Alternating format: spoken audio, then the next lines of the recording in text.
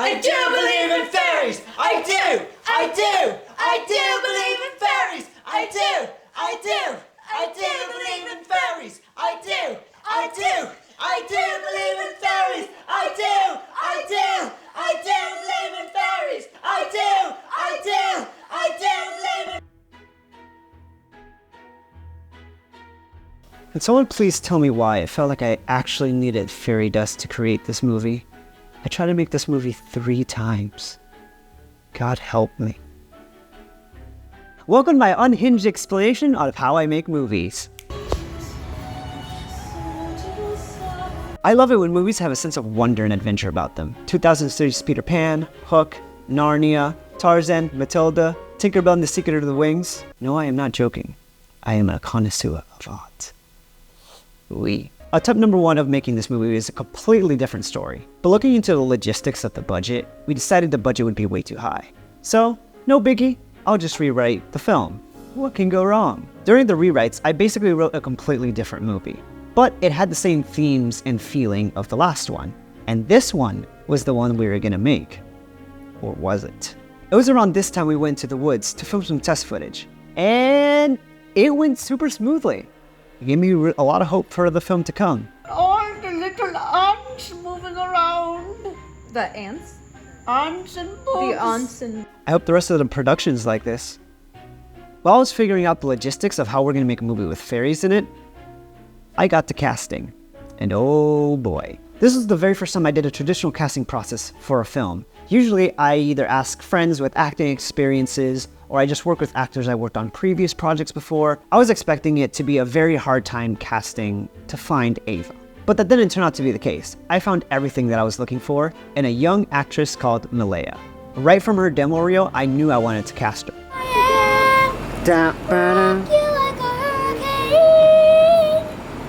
Which, consequently, same thing happened for Carson, who played Brooklyn. Both of them did incredible and killed the audition process. Hey, does she really know? I should not have let you go. Hey, can we get free tickets to your concert? Sure. She said sure. At this point, things were going great. Nothing can go wrong. With the cast selected and the film location ready, I needed my crew. And with my adventuring party, we went right into the woods and started filming. Everything was looking great. The film was coming together, everyone was doing an incredible job, and that's when it happened. Michelle tiptoed over to my ear and whispered, "We have a problem.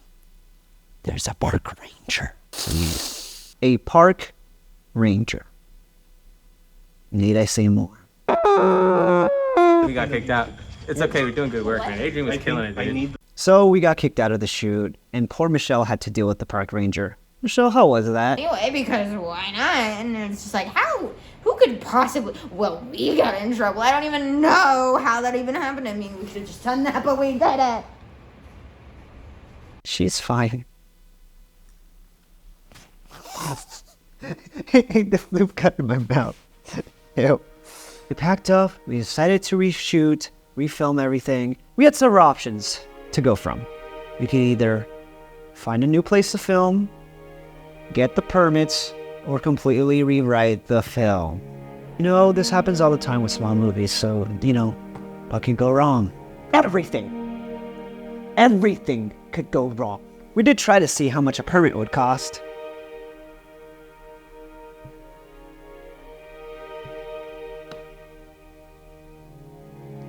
Yeah, we're not doing that. So, we decided to contact someone from the film/permits department. And they never responded. Yay! You know, you try to do something fun, something cute, something good.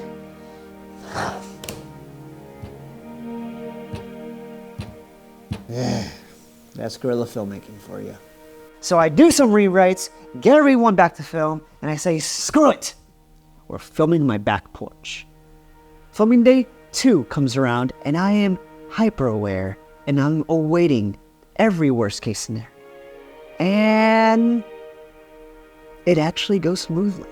We're in the wild, with Orlando, filmmaking, Adrian and his crew. It's been tough, but we're gonna get it right before we get kicked out again. Filming was such a fun experience. Everyone killed it. first degree, homicide, call 911. And from filming, we go into post-production, which didn't go badly. We got all the green screen footage we needed. I'd key out Michelle, shrink her down. I placed her into the background, added particles and some glow, and then I animated these wings that I found on Blender. And then I would composite all in to create the fairy effect. Having a green light on set really helped light everything and make everything work cohesively. While the effects were easy to make, I did eventually want to throw my computer into the Boston Harbor, where the colonists dumped the tea of the British on the Boston Tea Party because the effects were getting quite tedious and you could say they were getting quite taxing. Literally killed Michelle right now with that.